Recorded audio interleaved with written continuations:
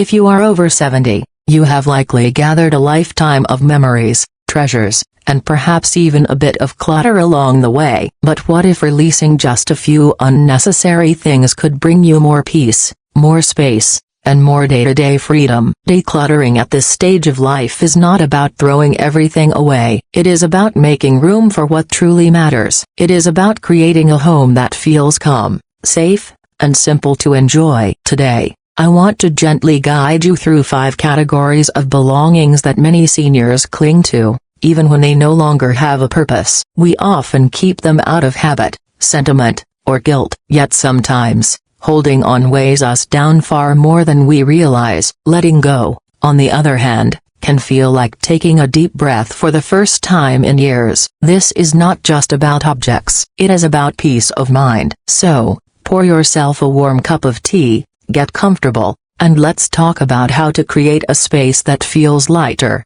warmer, and more in tune with who you are today. Because after 70, you deserve a home that supports your happiness, not one that drains your energy. Letting go of old and unused possessions can be a powerful first step. Over the decades, we naturally collect things, as some were useful once, some were gifts, and others simply stayed because we never bothered to remove them. But now, many of these items no longer serve your life as it is today. Think of kitchen gadgets tucked away in the back of cabinets, appliances that no longer work, or drawers filled with cords, batteries, and gadgets that no longer match anything you own. One item may not bother you, but dozens of them quietly steal your space, and in a subtle way, your peace. It is not just appliances. Maybe it is a broken radio you always meant to fix, or the sewing machine you haven't touched since your children were little. Or perhaps it's a closet full of "maybe I'll use it again someday" things. Ask yourself gently, how many of these items have you actually used in the last year or even in the last 5? When something no longer serves you, it begins to take from you. It takes your space, it takes your energy, and little by little, it chips away at your peace of mind. A cluttered shelf becomes a source of irritation. A closet filled with broken things becomes a task you avoid. The weight is small at first, but eventually it becomes heavy. Let me share a small story. Martha, a 78-year-old woman living alone in a cozy home, once told me about an old vacuum she refused to throw away. It was her first big purchase after marriage, and she felt connected to it. Yet every time she saw it, she felt guilt, frustration, and heaviness. One day she finally let it go and bought a small vacuum she could actually use. "I thought I would feel sad," she said, "but I felt free." That is the goal, and not loss, but freedom. Take a slow walk through just one room. Pick up each unused or broken item and ask,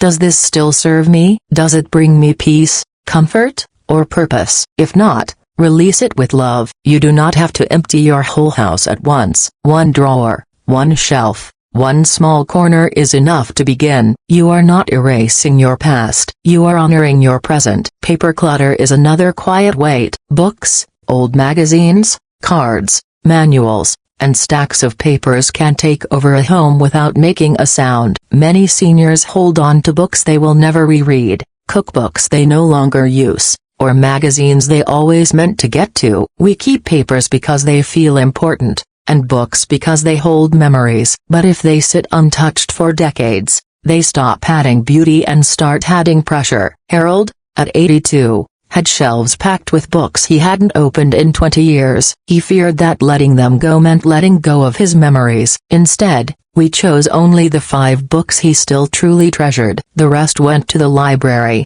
where they could be enjoyed again. His shelves became lighter, and so did his spirit. The same goes for paperwork. Keep only what is necessary and release the rest. The goal is clarity, not emptiness. Then there is clothing. Closets are emotional spaces. We hold on to outfits from another life via old work clothes, uncomfortable shoes, dresses tied to memories, or clothes that no longer fit our bodies or our lifestyle. Letting go can feel like letting go of a former version of ourselves, but you do not need to keep clothes to keep memories. You are still you, just wiser, more seasoned, and deserving of comfort. Choose clothes that fit your current life. When you open your closet, you should feel calm, not burdened. Sentimental items are the most delicate. These are pieces tied to moments, people, and love. It may be your late spouse's belongings, souvenirs, letters, or childhood keepsakes from your children. These objects matter, but keeping too many can hold your heart in the past and keep your spirit from resting peacefully in the present. Remember, memories do not live in objects. They live in you. You can keep a few meaningful items and release the rest with gratitude. You are not throwing away love. You are choosing emotional peace. Finally, old documents of receipts,